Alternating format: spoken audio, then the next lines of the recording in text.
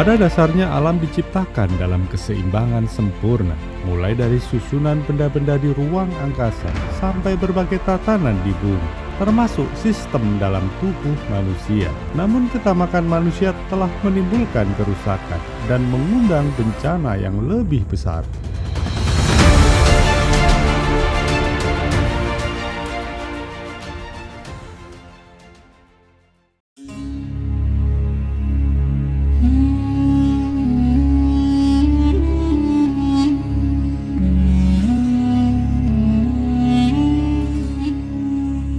Haji, secara etimologi arti haji adalah ziarah, menuju ke suatu tempat.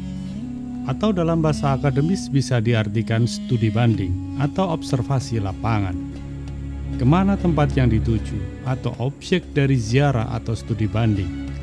Dalam surat Ali Imran ayat 97 disebutkan bahwa tujuan haji adalah ke Baitullah. Yang jadi pertanyaan adalah di mana lokasi Baitullah yang sebenarnya? Apa benar Baitullah ada di Mekah, sebagaimana yang dipahami umat Islam saat ini? Coba kita telaah lebih mendalam. Pada sekitar tahun 2010 Masehi, Ibrahim membangun Mekah, yang awalnya wilayah yang kering, tidak produktif. Atas perkenan Allah dirubah menjadi negeri yang subur, makmur, aman, dan tentram.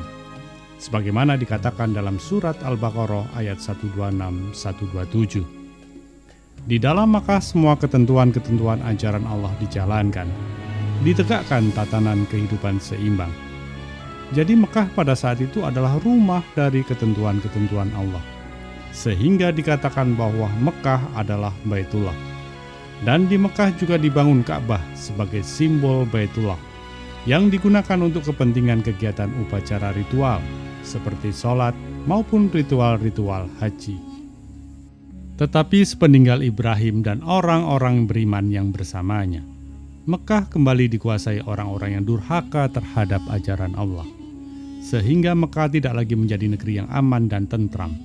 Bahkan sebelum Muhammad menguasai Mekah, kehidupan orang-orang di sana sangat jahiliyah, dengan kebiasaan-kebiasaan yang sangat biadab.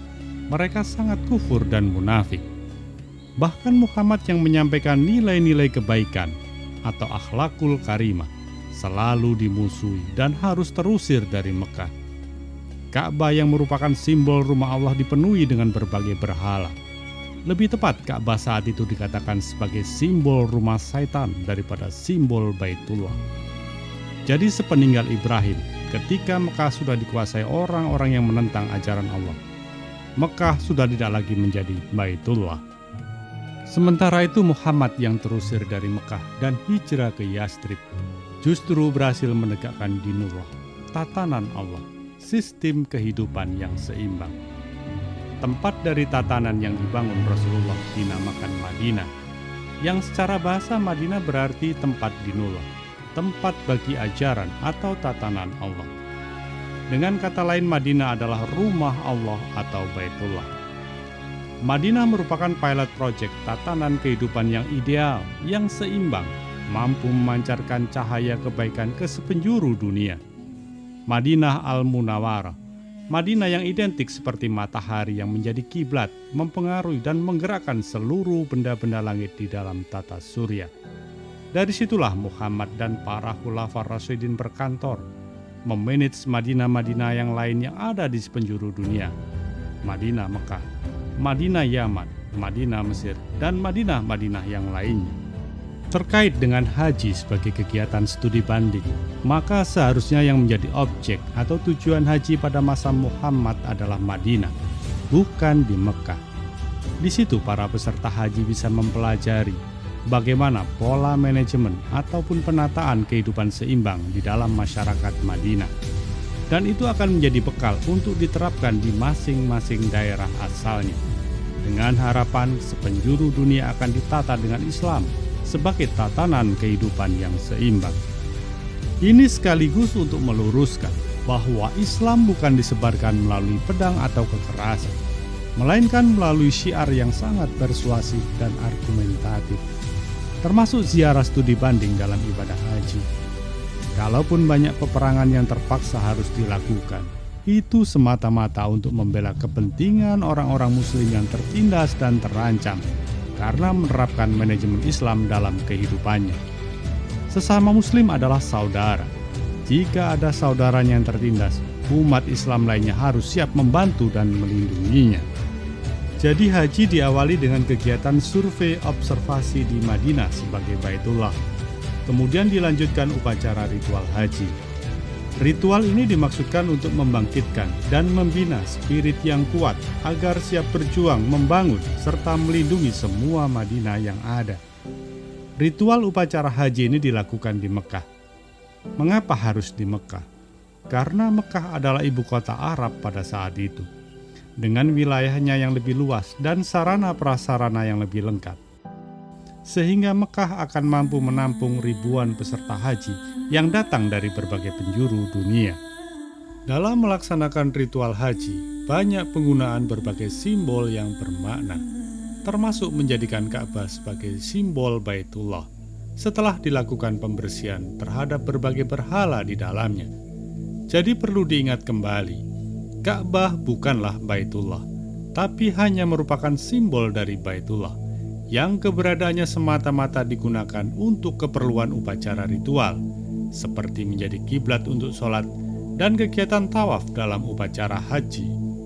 Untuk diketahui, tawaf sendiri bagian ritual haji dengan mengelilingi Ka'bah 7 kali, yang menggambarkan ungkapan bahwa Madinah Al-Munawwarah yang berfungsi seperti matahari, menggerakkan benda-benda langit bergantung dan mengelilinginya.